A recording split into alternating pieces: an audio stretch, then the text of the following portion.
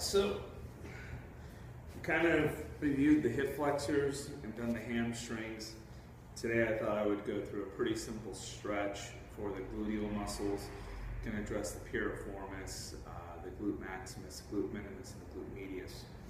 I haven't said on the other videos, but I definitely value self-myofascial release. This is a nice spongy ball from Yoga Tuna. This is your basic lacrosse ball. And then of course you got a basic foam roller. It's not a rumble roller, those are other good ones. A lot of different variations out there. So prior to stretching, I always like to kind of warm up a little bit and give myself a little myofascial release. So for instance, with the hip, I'm going to focus on the right hip here today. I'm going to cross the leg over and just kind of roll through a very small section. Just trying to warm up and kind of search for some hot spots. And when I find a spot that feels very tender or hot spot, I'm just going to apply some pressure and just rest on it and allow the roller to press into it, just breathing nice and easily. And then from there, go back and re-roll, test it again, see how it is. And it's like, oh yeah, it's a little bit looser, but still a little hot, so I'm just going to pause again, hold. And I can move around a little bit here too, kind of side to side as well, seeing if there's a little spot that is maybe a little hotter than another one, and then go back and roll it again. And then I'll move to another section and do the same thing.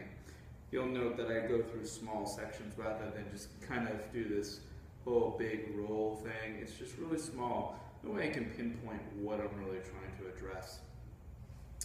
Post that, if I feel like I need a little bit deeper work, I can use, and my preference would be a softer ball. I know a lot of us like to use the lacrosse ball because it's firmer, and especially on the glute, it's a little thicker tissue, so the ball can get in a little bit deeper. But I find this Yoga Tuna ball is a little spongier. I can relax a little bit more, and it does just fine getting into that same tissue as the lacrosse ball. So, it's somewhat a personal preference, but the key thing is that you have to get the myofascial tissue released, right? That's the whole idea of whatever tool you utilize. This really opens up the hip and exposes the area. Now the nice thing is, that same basic position is what I'm going to do here. In yoga, it's kind of a substitute for a pose we call the pigeon pose. This is going to be a lying figure 4. So I'm going to lie down on my back, and then my left leg's up, I'm going to cross my right leg over.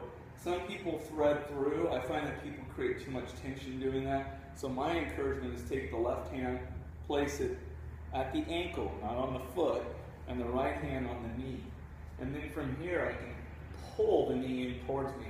And I'm also pulling the ankle of the right leg in as well. And I'm going to feel what the stretch is. And if I think, maybe not enough, I can also pull the ankle of the right leg while I'm stretching and gently push the knee. And I'm still, again, trying to feel what's happening here. So we have push away, pull towards. Note that the right knee is going towards the right shoulder and the right ankle towards the left shoulder. My favorite, especially for the piriformis, if you get like sciatica style symptoms, is to kind of pull the knee across the body. That tends to give me the deepest stretch into the gluteal area. Also really gets into the piriformis a little bit more. Okay? I often use this when I'm stretching people as well, and most people find that this is a really good stretch for them. I can take it a step further, and then I can give my body a little twist. So I'm going to drop my right knee over to the left. In doing so, I'm going to lift and shift my hips. So my left hip is lifted up, shifts over to the right, and create a little space so I can twist. Try to keep the right shoulder down. The left hand can grasp the right knee, okay, and press it down. Here's what it would look like on this side. Okay?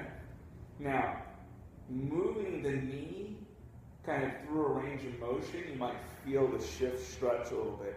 So you can see I try to move the knee up. If we think of this as 9 o'clock, this is 3 o'clock, I'm moving the knee anywhere from, say, 7 up maybe past 9 till 10 o'clock. Additionally, by straightening the leg, the stretch will shift. You may feel a little bit more what we call the glute minimus. You also can feel a little bit of the piriformis as well here. Okay? And then you can, again, with the straight leg, move the leg up and down and play around.